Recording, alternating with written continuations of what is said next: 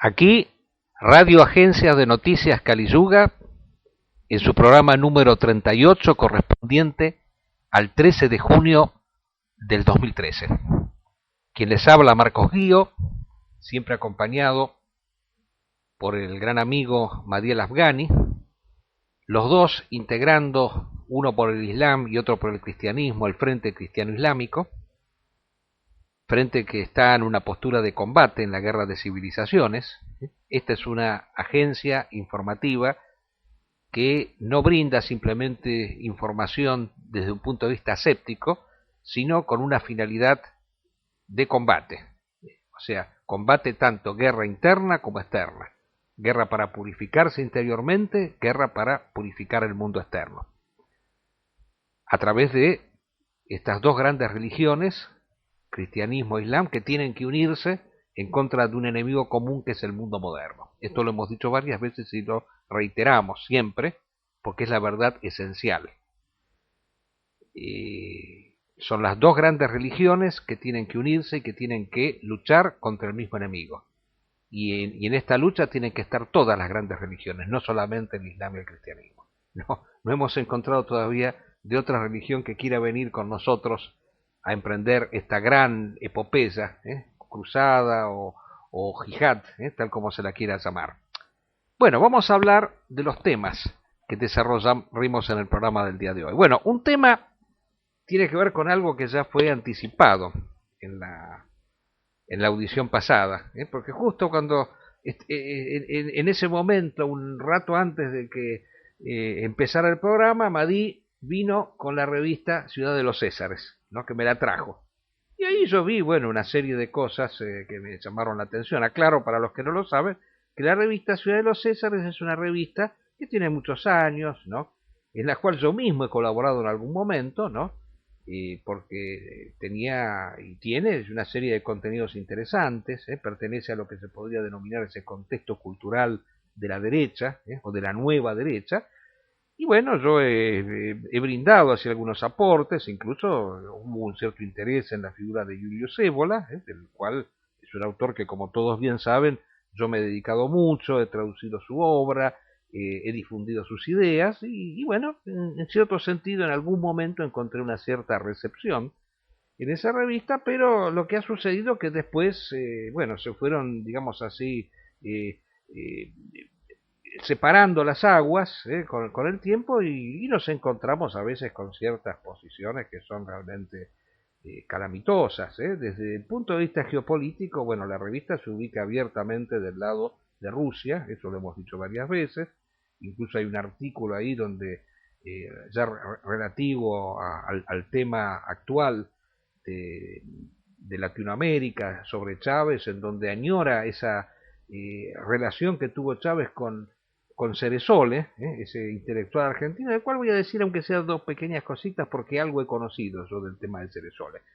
Pero no me quiero, o sea, estamos sintetizando un poco, no quiero adentrarme demasiado. Pero el tema principal que queremos tratar en el primer punto es el relativo al origen del hombre desde el punto de vista del esoterismo. Porque decíamos, ¿qué tiene que ver la revista? En la revista Ciudad de los Césares, junto con estas cosas que yo he dicho, ha aparecido un artículo de un señor Carlos Dufour, que es un profesor argentino que enseña en Alemania, que en algún momento se ha dedicado a ébola y que en esta revista se dedica especialmente a ébola, en un artículo donde abiertamente lo critica. En otra época, como vamos a ver, lo exaltaba, pero ahora lo critica, y tiene frases así muy contundentes, muy descalificatorias con respecto a la postura que ébola ha tenido en relación a la teoría de la evolución de Darwin, al origen del hombre, formulando cosas que no son de ninguna manera, como diciendo que ébola ha sido un pensador anticientífico, mágico, pero en el mal sentido de la palabra, y que no ha tenido argumentos suficientes como para refutar la teoría de la evolución de Darwin. Y nosotros consideramos que tuvo argumentos más que suficientes, de los cuales vamos a hablar en este programa. Yo aclaro, hemos sacado la publicación El Fortín, de paso un pequeño aviso, en la semana pasada, y nos hemos dedicado a este tema, en un artículo editorial, en la sección La Clava, en donde nos dedicamos, como siguiendo la tradición eboliana, la clava es la masa, para decirlo en un término más criollo, con el cual, digamos así, combatimos al adversario que tenemos al lado. El arco, la columna de ébola era el arco y la clava, de ahí salió un libro. El arco para atacar al que está lejos y la clava para atacar al que está cerca. Y bueno, como evidentemente esta guerra de civilizaciones exige así toda una serie de precisiones conceptuales muy importantes, porque hay, digamos así, un embate tremendo para destruir lo que sea el pensamiento tradicional. Primero lo hicieron con Guénon y ahora lo están tratando de hacer con Julius Evola, deformando totalmente su doctrina, desprestigiándolo, haciéndolo pasar como una persona de poco rigor científico. Entonces nosotros en un artículo nos hemos dedicado a defender la figura de Ébola ante estos ataques y al mismo tiempo hemos dicho, como no había espacio suficiente, que en el programa de hoy nos íbamos a dedicar, por lo menos en una parte, a exponer la doctrina, las críticas de Ébola a la teoría de la evolución de Darwin. Y a partir de allí el origen del hombre desde el punto de vista del esoterismo. Ese sería pues el primer punto que vamos a desarrollar. Bueno, después tenemos siempre la colaboración de nuestro amigo que está a tanta distancia, que no puede estar aquí presente, pero que lo está indirectamente a través siempre de un texto que nos envía y que nosotros leemos y comentamos, que se titula Reflexiones sobre la orden, y es una primera parte, por lo cual suponemos que en el próximo programa va a haber una segunda parte donde se va a ampliar mayormente este tema. La orden siempre ha sido para nosotros la forma organizativa alternativa al partido político, desde un punto de vista tradicional. La gran figura que formuló los principios esenciales de lo que es una orden ha sido este gran luchador y pensador rumano, Cornelio Codreanu, que contrastó siempre esos dos conceptos, orden y partido, como dos cosas totalmente antagónicas. Orden es el lugar en donde, como dice la misma palabra, orden, la persona se ordena, la persona alcanza a ordenar su propia naturaleza, a encontrar su propio fundamento. En cambio, el partido es lo que parte, lo que fragmenta, lo que divide, lo que disuelve. Entonces, esa idea tan importante es tratada aquí por el amigo Ramírez. Y bueno, y después siempre el tercer punto, relativo a la política internacional, a la guerra de civilizaciones, partimos siempre de lo general para llegar a lo particular, no podemos dejar de lado el tema principal, que es el problema de Siria, que nos va a ocupar la última parte del programa, especialmente para ver dos detalles, o sea, uno, explicar un poco esta extraña participación de Hezbollah y de Irán en la guerra ya declarada, la guerra civil declarada en Siria, en donde nos encontramos que por un lado combaten fuerzas suníes, fuerzas de distinta procedencia, pero que en su núcleo central están enroladas en Al-Qaeda y en Al-Nusra, que son dos grupos que combaten por igual en esta contienda siria, y por otro lado nos encontramos que Hezbollah, junto con Irán, están apoyando a Assad. Y quiero agregar también que al movimiento rebelde lo apoya Hamas también. Así que nos encontramos con que muchas veces nuestras simpatías, que estuvieron depositadas simultáneamente en Hamas y en Hezbollah, cuando lucharon contra Israel, de repente hay un cisma, porque estas dos fuerzas están confrontadas.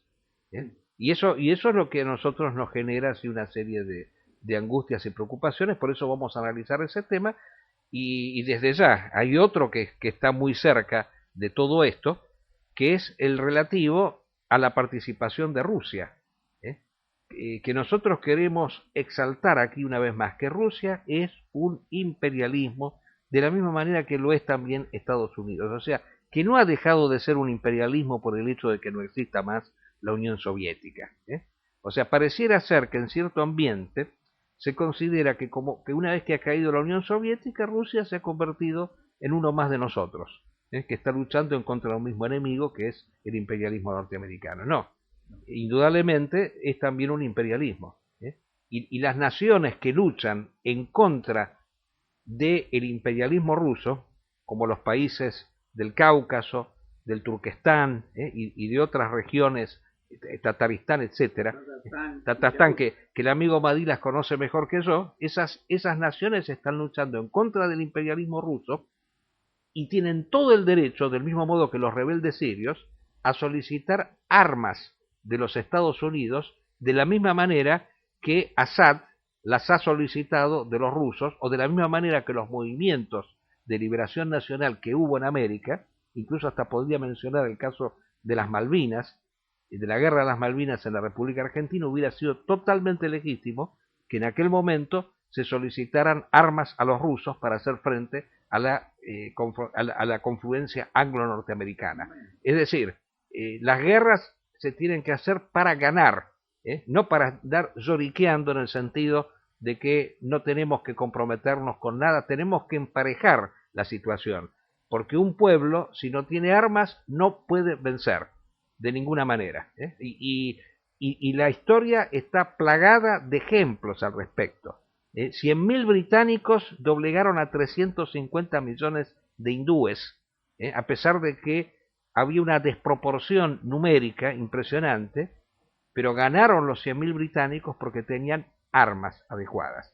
Y los rebeldes sirios no tienen armas adecuadas, y tienen todo el derecho y hasta la obligación de solicitarlas a los Estados Unidos que se las den, que por supuesto los Estados Unidos no se las van a dar por amor a los rebeldes, van a buscar, digamos así, algún tipo de compensación para eso, pero aprovechemos nosotros el hecho de que Estados Unidos no quiera o se preocupe por un crecimiento exasperado de su rival ruso en la región, para hacer nosotros nuestra propia política y ganar. Eso es lo principal, la victoria es lo principal, y no hay que ahorrar medios para obtenerla. Bueno, nos hemos anticipado en lo que diremos al final, pero no importa. Yo lo que quería decir con respecto a Rusia, porque se me olvidaba de lo principal, sorpresa, gran noticia, Rusia le ha propuesto a Israel enviar fuerzas en el Golán para defender las fronteras, porque los austríacos, que eran aquellos que estaban allí en representación de las Naciones Unidas, se retiran. Y oh sorpresa, ¿qué país ha ofrecido ir al Golán a defender las fronteras para evitar que esa zona estratégica caiga en manos de un grupo fundamentalista? Rusia. ¿Y qué ha dicho Israel? Muy bien, vengan. De eso vamos a hablar. Bueno, vamos al primer punto relativo a la doctrina del hombre. Dice este señor Dufour en este artículo que nosotros hemos mencionado, ¿no? Yo no tengo acá la revista, porque entre otras cosas no la encontré, pero como no es mucho lo que dice, hace todo un desarrollo conceptual, utilizando un gran bagaje de citas y de nombres de autores, con la finalidad de demostrar que sus conocimientos son muy vastos, todo con la finalidad de decirnos que Julius Evola es un autor poco científico, mágico.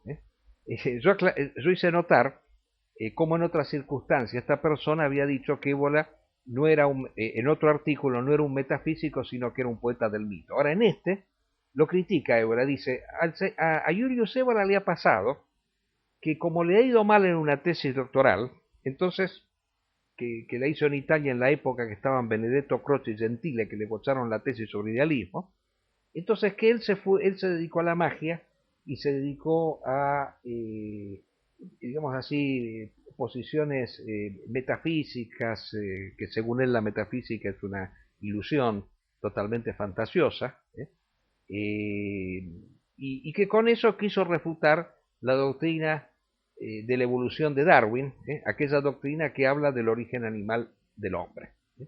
Bueno, nosotros vamos a dar los puntos fundamentales al respecto de lo que dice Évola respecto de la doctrina de las especies de Darwin. En primer lugar, él dice, es una teoría lo de Darwin, no es una evidencia científica. Una teoría que se basa exclusivamente en ciertos descubrimientos que se han hecho de huesos, de estructuras óseas que se encontraron de ciertas especies que tenían características parecidas a los humanos y al mismo tiempo a los animales, como podía ser el hombre de Neandertal. Ese hombre de Neandertal es un hombre que tiene características propias del animal, pero semejantes también a la del ser humano, es una especie de humanoide, para si utilizáramos un léxico actual. Y ese sería el antecedente del ser humano.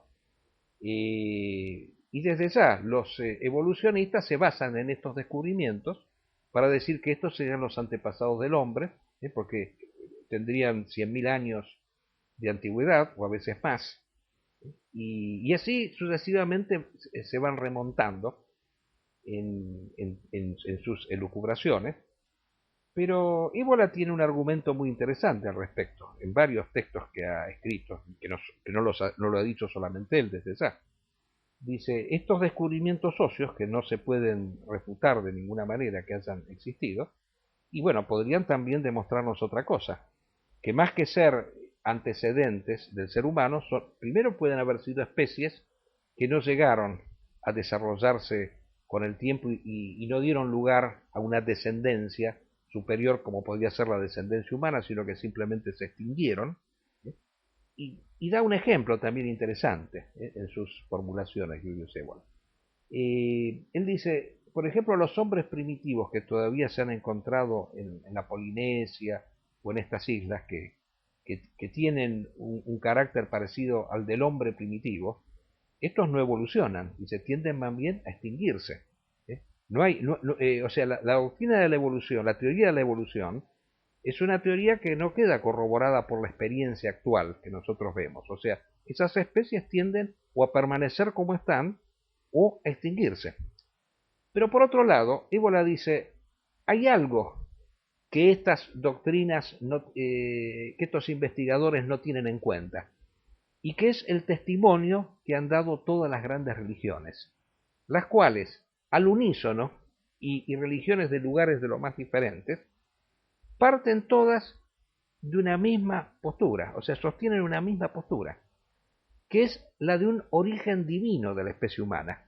O sea, que el hombre actual no sería un ser más evolucionado, sino un ser que ha involucionado respecto de una especie superior que se ha extinguido y que ya no existe, y cuya herencia podemos ser nosotros, pero seríamos una herencia distorsionada, o sea, inferior, porque a diferencia de esta especie primera que existió y que se extinguió a partir de una serie de procesos, que se suele hablar del diluvio universal, de un gran cataclisma, de grandes maremotos, de grandes destrucciones, del cambio del eje de la Tierra, estas especies inmortales han desaparecido. Estas especies tenían la característica de ser inmortales, no conocían la muerte. Esto se vincula con lo que veíamos en la audición anterior.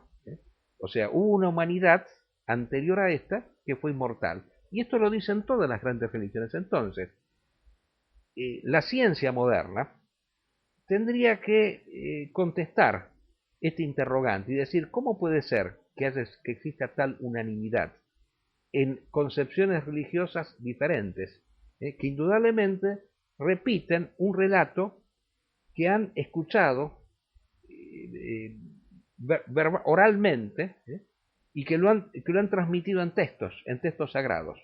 O sea, todos los textos, la Biblia, las grandes sagas de las religiones indoeuropeas, o sea, todos hablan de eso, de este origen divino que tuvo el hombre. Ahora, los evolucionistas, que solamente se basan, como el señor Dufour, exclusivamente en los datos que captan los sentidos externos, dice, bueno, ¿y dónde están esos seres? ¿Dónde están los rastros de estos seres superiores? Porque de los otros sí tenemos huesos, tenemos rastros. ¿Y cómo puede ser, dice, que no se haya encontrado nunca un rastro de esta especie superior? Bueno, aquí la respuesta es la siguiente. Bueno, en primer lugar, que el hecho de que nos hayan encontrado, bueno, tampoco es es una explicación suficiente, porque se podrían llegar a encontrar, si es por eso. Por ejemplo. Y los continentes principales se hundieron. Los continentes principales se hundieron. Pero de todos modos, él dice, la tradición china, por ejemplo, cuando habla de los primeros hombres que existieron, habla de seres de huesos blandos, o sea, que no tenían la estructura ósea que tenemos nosotros, y que por lo tanto, si eran seres que tenían cartílago solamente, supongamos, no pueden haber dejado esos rastros. Eso es indudable. No se podía encontrar esqueletos, es decir, si no tenían esqueletos, Entonces no podían estas personas haber dejado rastros. Es muy sencillo esto. O sea, sí, adelante. Resulta que yo vengo escuchando desde chico del eslabón perdido. Porque hay hombres y hay monos, ¿no es cierto?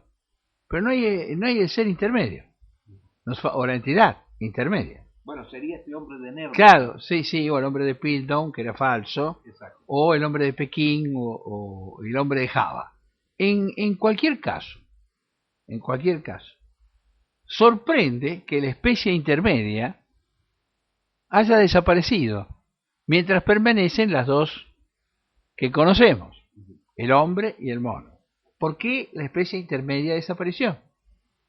¿A dónde está la especie intermedia? Por eso el darwinismo, ¿no?, tiene sus huecos. Por ejemplo, el eslabón perdido. ¿Por qué hay un eslabón perdido?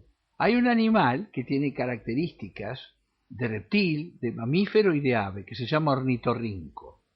Y el ornitorrinco, que tiene pelo, su herencia procede de huevos, pero la madre lo amamanta, ¿no es cierto? Tiene una serie de características múltiples. Si está el ornitorrinco, ¿qué pasó con el eslabón perdido? Cuando las ideas son flacas, como es el darwinismo, tenemos que creer que hubo un eslabón perdido. Y si tenemos que creer es metafísica, ¿no? No es ciencia, porque la ciencia no se basa en creer.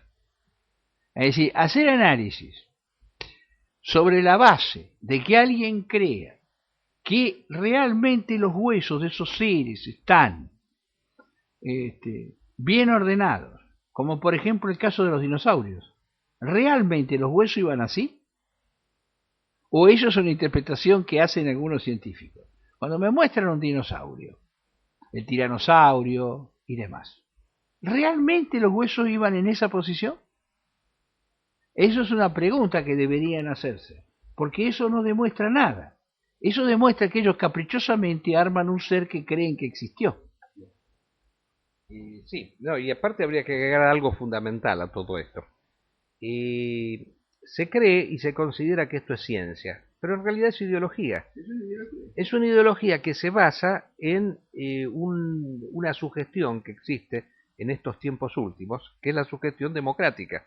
Así como la democracia sostiene que la soberanía viene del pueblo, lo que es más viene de lo que es inferior, que es el pueblo, la masa. La masa es la que otorga valor de verdad a las cosas. De la misma manera, desde el punto de vista de las especies, se considera que lo superior, que es el hombre, deriva de lo inferior, que es el animal. Entonces, esto es una concepción ideológica que en el fondo está presente, está presente en el evolucionismo. El evolucionismo tiende a creer que la naturaleza, la historia, la realidad humana va de lo que es menos a lo que es más, que es llevar al campo de la ciencia la famosa teoría del progreso. La teoría del progreso, que es propia de la modernidad, es llevada aquí a la ciencia. O sea, es una fe, es una creencia que se basa en ciertos hechos, pero que esos hechos, como decían los involucionistas, si los planteáramos de una manera distinta, si los pusiéramos en un lugar diferente, como decía usted en el caso de cómo se arma un animal, podríamos armarlo de una manera diferente y decir que no es que el hombre derive del animal, sino a la inversa, es el animal el que deriva del hombre. Se podría llegar a formular eso. O sea que el hombre de Neandertal, en pocas palabras, que no es hombre, sino que es un humanoide, puede ser el producto de una especie que ha degenerado. O sea, no necesariamente es el antecedente nuestro. O sea, es un ser que ha degenerado y que ha llegado a un estado así de descomposición hasta que se disolvió y desapareció y no ha dejado descendencia. No son nuestros antepasados. Es una especie que se ha extinguido totalmente. Pero yo quiero llegar un poquito más en esto. No sé si hay algo más que usted quiera agregar con respecto a este tema. Porque hay quiero saltar a otro punto de este tema. En principio, no existe suficiente conocimiento como para saber, más allá de lo que nos legaron las grandes religiones, que afirman que existieron hombres superiores, que existieron etnias con poderes más que notables. la idea misma, digamos, evolucionista, se lleva perfectamente bien con el capitalismo. Observemos sino qué pasa con una forma de evolucionismo que se llama mutacionismo y que da lugar a la ingeniería genética. Ah, no, el mutacionismo no es verdad, el evolucionismo sí. Sin embargo, el mutacionismo ha permitido crear muchísimas cosas, pero el mutacionismo es creacionista, ¿verdad? El mutacionismo ofrece la oportunidad de rebatir el evolucionismo. Y si hay el mutacionismo, se corre el riesgo que el capitalismo desaparezca algún día. Con el evolucionismo puede vivir millones de años. Ni de ninguna manera puede vivir millones de años, ¿verdad? Pero se niegan a aceptar hechos concretos, como que los mutacionistas han recreado y recreado animales, por ejemplo. Los evolucionistas no han creado nada. Los evolucionistas son una forma de orden conservador para mantener el capitalismo. Conservador en el menos valioso de los sentidos. No son capaces de contestar a otras teorías científicas incluso, por ejemplo el transformismo de Lamarck, un sabio que fue postergado a favor de Darwin. Y Lamarck sostenía que de una especie no se obtiene otra, por ejemplo, porque no es posible que un mono venga a hombre y que un hombre venga a mono. Eso no puede ser, eso ya viene del siglo XVIII. Es decir, la contestación a todas estas ideas, sustentada en la metafísica y sustentada en los planteos de las grandes religiones, que todas insisten que nos originamos en el paraíso, en el Edén, en un lugar privilegiado, y que en ese entonces no había muerte, que en ese entonces no había que trabajar, porque trabajo, pena, ¿no? En griego. El trabajo es un castigo posterior a la salida de ese mundo superior en el cual se vivió previamente. Y eso es por una falta, por un error, por una equivocación que ha cometido la misma estirpe que estaba en paraíso. Y esto sí que es realmente sólido. No como el evolucionismo. No como el evolucionismo. Y por último, ya que lo ha sacado a colación el tema,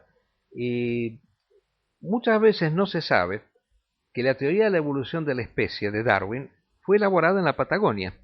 O sea, Darwin fue un visitante asiduo de la Patagonia y observando a los aborígenes patagónicos es como él recabó su famosa teoría de las especies, por la cual él consideraba, entre otras cosas, que el hecho de que haya una evolución estaría demostrado en la diferencia que existe entre los aborígenes que él conoció en la Patagonia y los hombres blancos, rubios, de ojos celestes, más evolucionados, británicos, especie a la cual él pertenecía.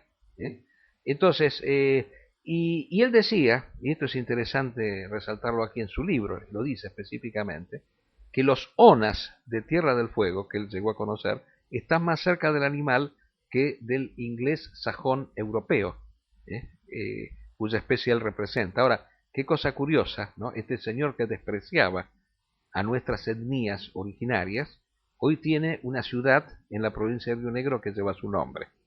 Esas son esas paradojas del destino, las paradojas de la historia argentina, de aquel que ha despreciado a nuestras etnias porque las ha considerado como eslabones que conducen hacia la evolución más perfecta, que es la raza blanca europea.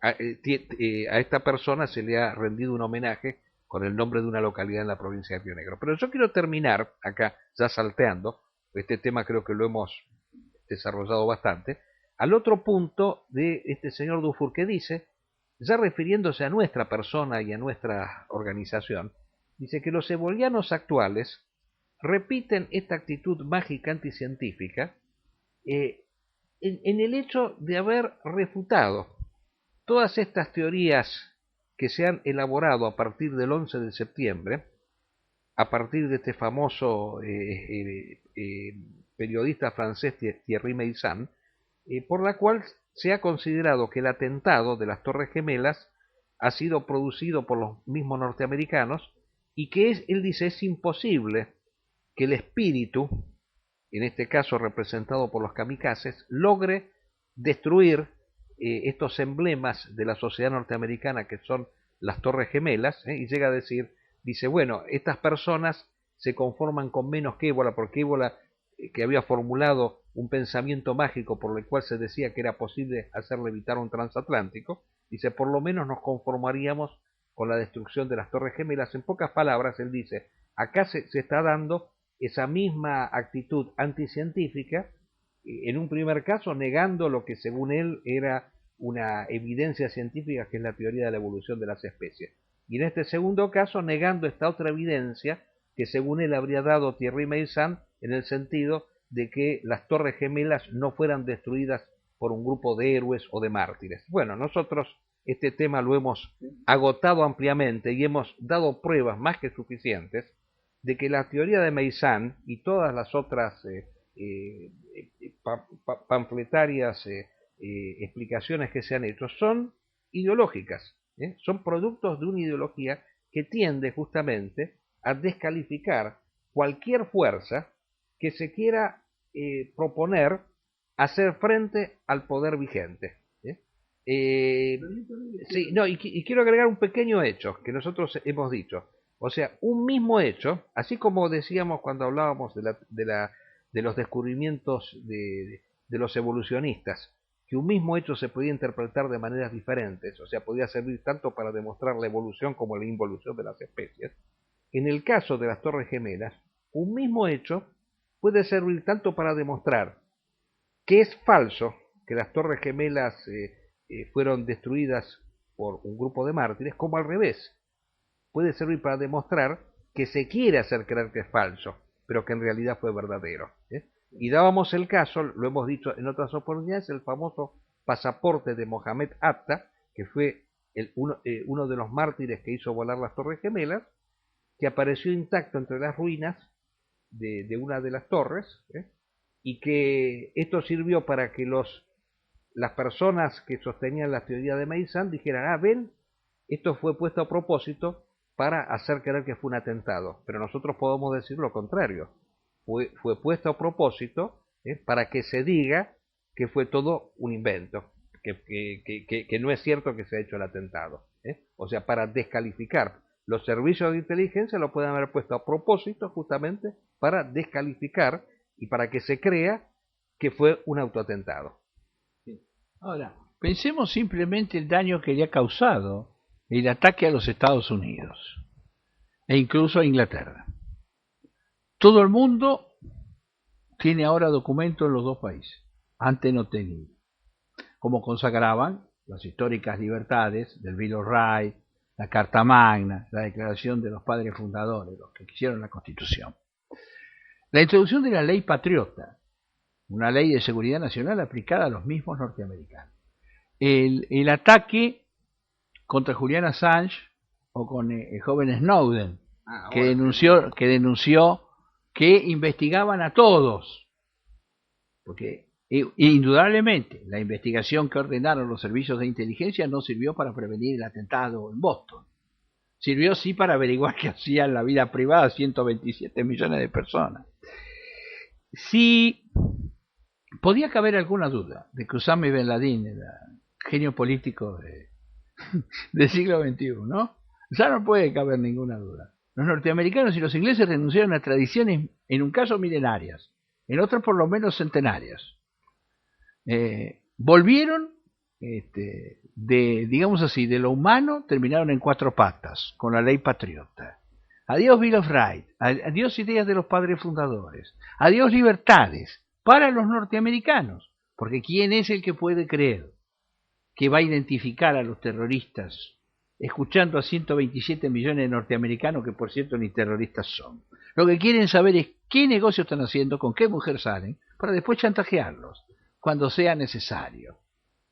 Ahora, fíjese usted que la paradoja, ya que ahora salteamos directamente, damos por finalizado lo de Ciudad de los Césares. Fíjese usted la paradoja, ¿no?, de todo esto. Por un lado hay un incremento así desaforado en las intervenciones en la vida privada de las personas, tal como hemos visto, estas denuncias que ha hecho Snowden y que hoy se sabe todavía que, fíjese, acá en la Argentina estamos discutiendo si se crea un registro de ADN para los violadores. Ahora resulta ser que se ha descubierto que prácticamente está el registro de ADN de toda la sociedad norteamericana y no sabemos si seguimos así va a estar el registro de ADN de todo el planeta, porque quieren tenerlo absolutamente todo bajo control. Entonces, por un lado está esto, que Obama se le está objetando cosas tan graves que de una gravedad muy superior a aquella por la cual el famoso presidente Nixon cayó. Obama ya debía haber sido sometido a Pero por juicio supuesto, político. porque lo que está haciendo Obama, es 1000 veces lo que hizo Nixon, que simplemente puso un grabador para escuchar. Para averiguar qué hacían los demócratas. Acá es simplemente averiguar lo que hace todo el mundo, y tener un registro de ADN de todo el mundo. Pero a pesar de eso, que cayera Nixon y enteramente justo que caiga Obama. No, y luego otra cosa que también aparece en estos días es el famoso tema de las cárceles secretas, que cada vez se abre un capítulo nuevo. Ahora se sabe de una investigación que se ha abierto en Polonia, respecto de las cárceles secretas, que nosotros en la agencia Caliyuga lo hemos publicado, ese artículo, de personas que han estado siendo torturadas de la manera más vergonzante ahí en las cárceles secretas polacas, porque de esa manera, como estaban fuera del territorio norteamericano, no había nadie que podía controlar, y estaban en esos estados satélites serviles, que fueron primero serviles del comunismo ruso y ahora lo son del imperialismo norteamericano, porque son países que fueron acostumbrados a servir, esa es la realidad. Entonces, en esos países hay cárceles secretas en donde se tortura, y Obama ha tenido que aceptarlo eso. Ahora, yo quiero llegar a lo siguiente, además de todas estas cosas así aberrantes que se están conociendo en estos días cada vez más, pero resulta ser que la seguridad de Norteamérica no ha progresado en lo más mínimo, porque no han podido prever el ataque de Benghazi, donde mataron al embajador en Benghazi. O sea, se les escurre todo de las manos a estas personas. O sea, ¿dónde está esa famosa seguridad? Indudablemente, como usted decía, el atentado de las Torres Gemelas ha sido el inicio de un gran proceso de declive del prestigio de la sociedad norteamericana en cuanto a su capacidad de poder realmente ejercer esa función de imperio del planeta, que ha demostrado a partir de este hecho que no ha tenido. Entonces, ¿de qué me sirve a mí? Y quiero volver para atrás entonces. Que Meizán haya dicho que fue un misil el que destruyó el Pentágono en un avión. El efecto se ha obtenido. O sea, la victoria se ha obtenido. Esto ha sido la gran victoria del 11 de septiembre. O sea que se ha abierto un frente de combate, una posibilidad distinta que antes no existía. Antes del 11 de septiembre, la humanidad, ¿en qué situación estaba? En que se hablaba del mundo del imperio único. Deambulaban esas fantasías de Fukuyama, se había terminado la historia, Estados Unidos era más poderoso que el imperio romano. Pero caramba, el imperio romano hubiera podido continuar en su prestigio de no haber a lo mejor sido capaz de doblegar una banda de piratas, porque en última instancia este grupo que no ha podido doblegar Norteamérica ni en Irak ni en Afganistán, como se ha visto, eran bandas irregulares, no eran naciones armadas, eran bandas irregulares. Los talibanes son una banda irregular, que no goza el apoyo de ninguna población, de ninguna nación. No hay ninguna nación imperial que apoye a los talibanes, porque los Vietcong los apoyaban los rusos en contra de los norteamericanos. A los talibanes no los apoyaron los rusos en contra de los norteamericanos. Los talibanes tienen el ataque de los rusos y de los norteamericanos. Y lo mismo pasa en Irak. Bueno, pasemos ahora, hacemos un pequeño paréntesis a todo esto, y si no, se nos va a ir el tiempo. Yo quiero leer el texto de nuestro amigo Ramírez, y luego vamos a ir a la parte internacional rápidamente. Bueno, dice el amigo Ramírez en este texto que se titula Reflexiones sobre la orden, primera parte. Un tema que creemos que es materia fundamental y debe ser objeto de reflexión y preocupación es el de la formación de una orden que haya asumido plenamente la tradición y que mediante la acción actúe sobre el mundo junto con todas las fuerzas que sostienen el espíritu tradicional contra el mundo moderno. Una orden es todo lo contrario de un partido político y de cualquier tipo de sociedad o agrupamiento. A la orden no se accede llenando fichas de afiliación. La orden no es un club ni ninguna sociedad que ofrezca ventajas materiales o negocios. Lo que ofrece la orden es un puesto de combate en la primera línea de fuego. Si se ofrecen negocios, vendrán los fenicios, pero si se ofrece heroísmo, vendrán los héroes. La orden es pues una sociedad de varones, destinada a ser la columna vertebral de un Estado tradicional, y a dar el tono al conjunto. De ahí deriva la importancia decisiva de su formación. Y ahora pasemos a considerar una cuestión, por la cual sin la misma no se concibe una persona como miembro de la orden. Dice Julio Cébola, en su opúsculo Orientaciones, publicado en 1950, un factor religioso es necesario, como fondo para una verdadera concepción heroica de la vida, lo que debe ser esencial para nuestra lucha. Es necesario sentir en nosotros mismos la evidencia de que más allá de esta vida terrestre existe una vida más alta, ya que solamente quien siente de este modo posee una fuerza irrompible, indoblegable. Solo él será capaz de un lanzamiento absoluto, de una entrega absoluta. Claro, simple, sencillo, como toda gran verdad, sin necesidad de elucubraciones intelectualoides, a las que son tan afectos las legiones de comentaristas, bueno, él dice come mierdas, yo iba a decir comentaristas, come mierdas contemporáneas. Bueno, vamos a decir la palabra que usó Ramírez. Y aquí cabe una advertencia para evitar confusiones.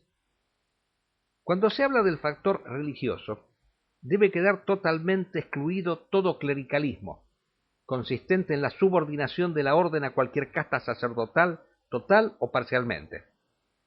Eso sería fatal, máxima teniendo en cuenta lo que son hoy en día las jerarquías de las distintas religiones que se arrastran por el mundo moderno y que concilian con él. También deben ser objeto de rechazo aquellos que son de misa diaria y de estricta observancia, pero que una vez traspuesta la puerta del templo se comportan como buenos burgueses. En nuestro país hubo gobernantes de esa calaña, y que nombraban como ministros de Economía representantes de las finanzas mundiales y de la usura, con una concepción del mundo y de la vida totalmente materialista y economicista. Les cabe el dicho evangélico de sepulcros blanqueados, blancos por afuera, llenos de podredumbre por dentro. La hipocresía reina en el mundo moderno. La orden necesita de varones que den la cara, que digan lo que piensan y vayan de frente. Bueno, el que hace esto es justamente Ramírez, que da la cara y... Bueno, yo creo que, no sé, algunas cositas de lo que dice Ramírez, indudablemente, bueno, la orden es propiamente más que un lugar como él afirma, en donde uno se acerca para obtener ciertas ventajas. Se solía decir, bueno, uno se afiliaba a la masonería para conseguir un buen empleo, para poder ascender en los negocios, para tener prestigio social. Es muy común todavía ahora cuando uno se asocia a estos agrupamientos, o aún los partidos políticos. Si yo me afilio a un partido político, bueno, hago carrera, puedo tener ventajas, me pueden... O el Opus Dei en la iglesia, claro, que es una masonería católica, claro. Pero aún sin ir ahí un partido político, yo me afilio a un partido para obtener una casa, para obtener un empleo. Está lo que se llama la vicepostulación, que es para cualquiera que no sea cristiano. En el Opus Dei, yo tengo que decir y agradecer, aunque he dicho que no, que a mí me invitaron. Y el hecho que yo fuera musulmán no importa, pertenezco a la categoría de los cooperadores. Me ofrecían ellos lo que no se conoce, se llama como vicepostulación, porque está la postulación propiamente dicha de los numerarios, supernumerarios, y hay dos tipos de numerarios, los que viven dentro de las casas de la orden o los que viven en su casa. A mí, como musulmán, me ofrecieron integrarme al Opus Dei en el sector de los cooperadores, ¿no es cierto?, que pueden ser judíos, ateos, cualquiera. Y eso implica la ayuda del Opus Dei, ¿no es cierto?, o Sociedad Sacerdotal de la Santa Cruz. Yo he dicho que no, pero ellos me ofrecieron. Bueno, yo tuve la ventaja que a mí nunca me ofrecieron nada, ni la masonería, ni el Opus Dei. Jamás se ve que que a mí no me consideraban tan bueno como usted. No, Claro, porque estábamos en una reunión en la cual había gente que defendía postura freudiana, ¿no? Y como yo discrepé con los freudianos, ellos me dijeron, usted es medievalista, profesor. Entonces, yo he dicho que sí. Me dice, ¿acaso será aristotélico tomista? No, señor. Partidario de Alighieri, Cavalcanti y Brunelleschi. Pero creo que aquella diferencia de aquel momento es una minucia hoy. Está bien. Bueno, y el otro punto es el tema religioso, que es tan importante, ¿eh? Pero acá me parece interesante que cuando Évola habla de religión no se refiere a una religión en particular, sino que considera que la religión entendida como el sentimiento de la trascendencia, ¿eh? O sea, la religión es importante porque significa una actitud de desapego con respecto a esta vida, ¿eh? O sea, en función de una vida futura. Entonces la orden es aquel agrupamiento en donde las personas concurren no para progresar, sino para reformarse, para aprender, ¿eh? Para, para reestructurarse, como decía Codriano, ¿eh? En la orden la persona viene a rectificarse, no viene a obtener privilegios, ¿eh? En la orden se practicaban ayunos, ¿eh? En la orden se practicaban, bueno, había varios grados, hasta llegar al grado más alto que era la castidad absoluta. En fin, es una institución religiosa guerrera, que existió incluso en la colonia en las primeras épocas, cuando antes de que triunfara la dinastía de los Borbones. Yo siempre recuerdo cuando fui al Perú, a Lima, me mostraban la sala de los virreyes que no estaba abierta al público, y me decía, mira, dice, hay una gran diferencia entre lo que eran los virreyes de la época de los Borbones y la de la época de los Austrias. Todos los que eran de las Austrias llevaban un medallón colgado, porque pertenecían a la orden de Calatrava o de Santiago Apóstol. Había dos órdenes, ¿eh? De Calatrava no puede ser porque se unieron a la resistencia en Granada. Supongo que será Santiago o Alcántara. Santiago Apóstol. No, Alcántara no lo mencione. Alcántara no nos referimos a la persona. No nos referimos Había tres órdenes religiosas en la lucha contra el Islam.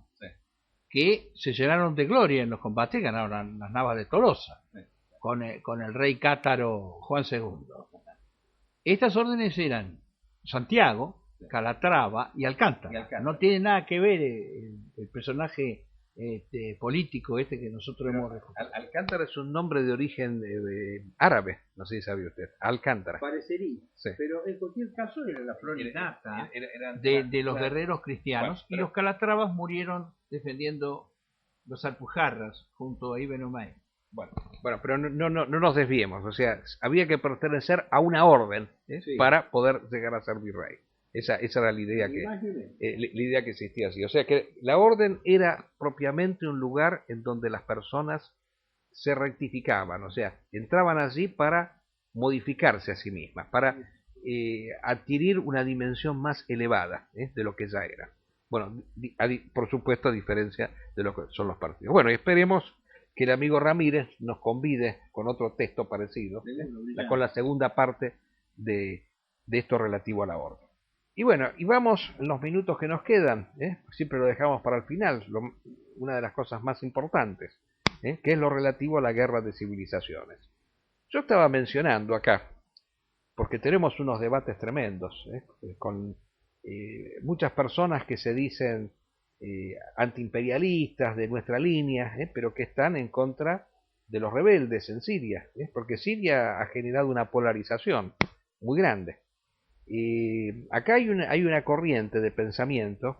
Habíamos comenzado hablando de la revista Ciudad de los Césares, que dijimos, es bueno comentarlo acá, el contacto que tuvo Chávez con Ceresole, cosa de lo cual se habla muy poco de ese tema, porque Chávez vino acá a la Argentina en el año 1995 y en ese momento, yo lo sé por ciertas fuentes, o sea, entró en contacto con distintas personas porque buscaba un cierto apoyo ideológico, doctrinario, para hacer su revolución, porque él ya había generado un movimiento revolucionario y estaba dispuesto a seguir adelante y tenía muchas expectativas de ganar.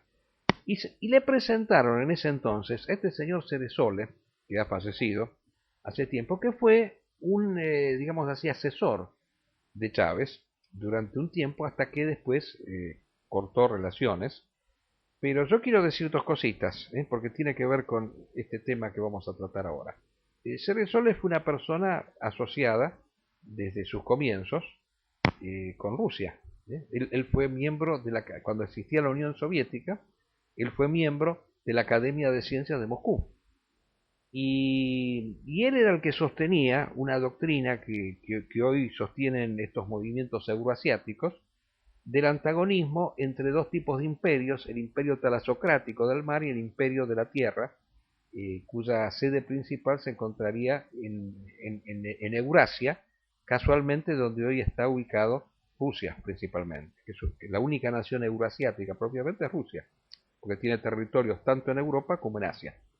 Entonces sería el eje de esta resistencia a los norteamericanos. Y Ceresole le había recomendado a Chávez en su momento una cercanía muy grande con Rusia. Cercanía que casualmente Chávez deja a un lado en el momento en el cual entra en contacto con Castro. Qué cosa curiosa. De Castro generalmente se ha dicho que era un agente ruso, pero Castro modificó un poco su postura. No es que él haya dejado de ser marxista, pero como el marxismo tuvo varias vertientes, los chinos, los rusos, el castrismo mismo, etcétera, Castro se dio cuenta después del conflicto que tuvo con los famosos cohetes que le habían puesto en la isla cuando estaba Khrushchev. Estamos hablando de la década del 60, cuando estaba Kennedy y Khrushchev, que casi estalla una guerra por culpa de los cohetes que pusieron en Cuba.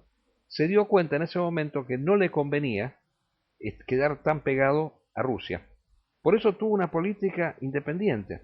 Y hasta él mismo lo dice, cuando habla de las FARC, este movimiento guerrillero que hay en Colombia, él dice, las FARC respondían a Rusia, no me respondían a mí. O sea, había una diferencia que incluso se manifestó en los movimientos guerrilleros que hubo en la Argentina.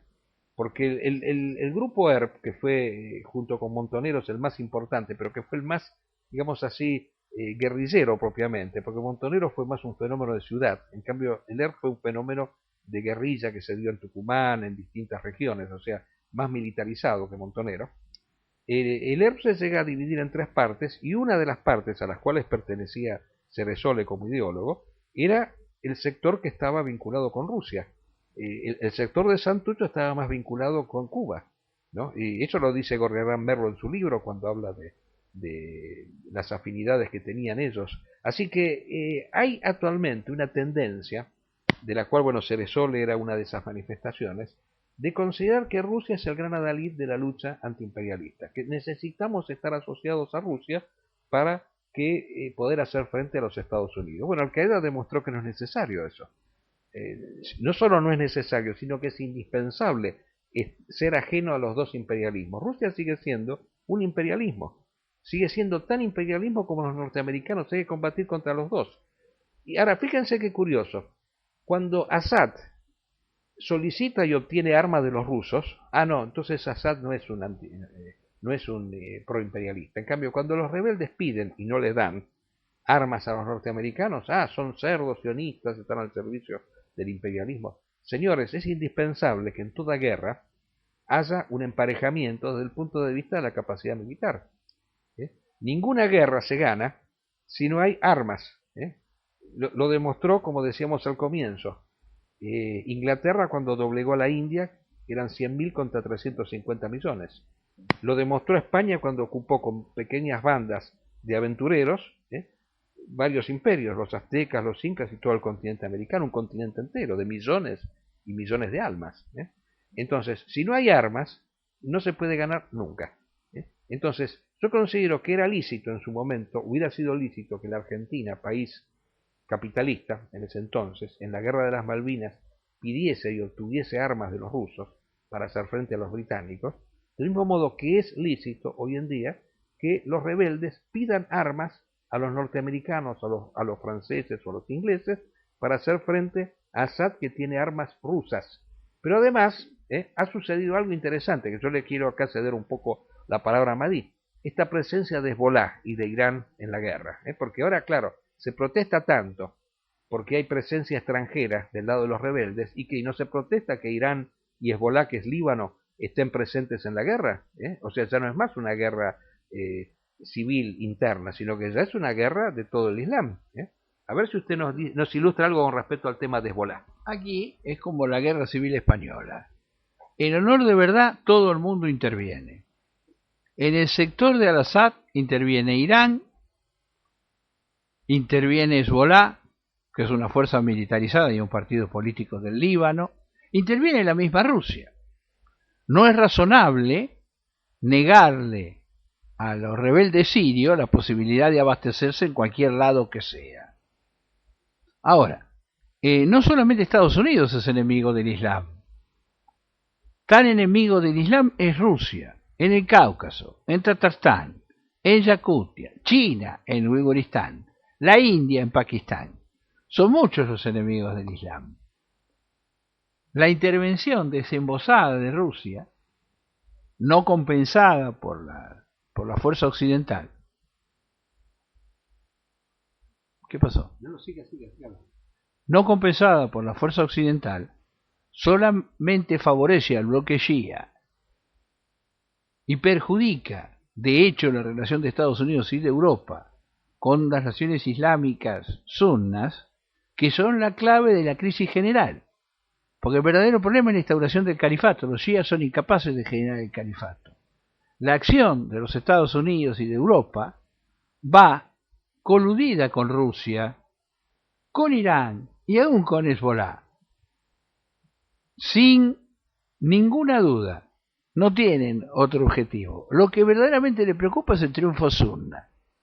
El hecho que los rebeldes establezcan la ley islámica, la Sharia, el hecho que se forme el califato, que solamente el sector sunna del Islam puede armar, porque los shías son minoritarios en todas partes, menos en Irán y en Irak, y son una fuerza importante, más no mayoritaria, en el caso del Líbano, y no hay muchas más fuerzas shías para desatar.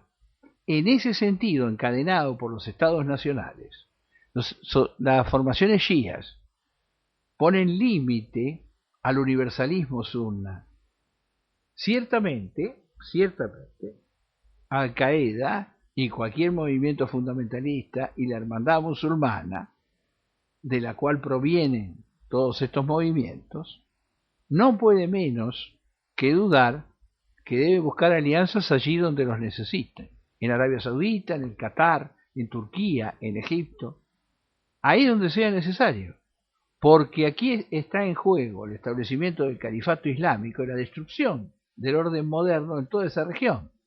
Que los iraníes, que Hezbolá, tuvieran como noción la misma idea, pero su alianza obligatoria, por ser minoritarios dentro del Islam, los lleva a trabajar con Rusia y con China, que es el que lo sostiene en todos los movimientos. Y a Estados Unidos en última instancia le conviene más Irán y aún Hezbolá, aunque eso sea peligroso para Israel. Porque es discutible que sea peligroso Hezbolá para Israel en estas condiciones, dado que 10.000 hombres de Hezbolá, que bien pudieran estar luchando contra Israel, están luchando contra sus hermanos musulmanes. Por otra parte, el grupo Hamas, que es la hermandad musulmana palestina,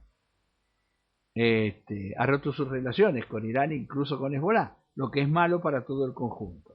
Esta división interna que sufrimos los musulmanes, lo único que hace es beneficiar a Rusia, a China, a la India, a Estados Unidos, a Europa y al mismo Israel. Que Estados Unidos, en estas condiciones, llegara a sacrificar a Israel, si es necesario, sorprende, pero nunca se debe excluir que un imperio deje de lado algo por un bien mayor. Cuesta creer que algo así ocurra, pero la verdad es que la negociación de Israel con Rusia sugiere que Estados Unidos no está interesado en sostener a Finish, al mismo Israel.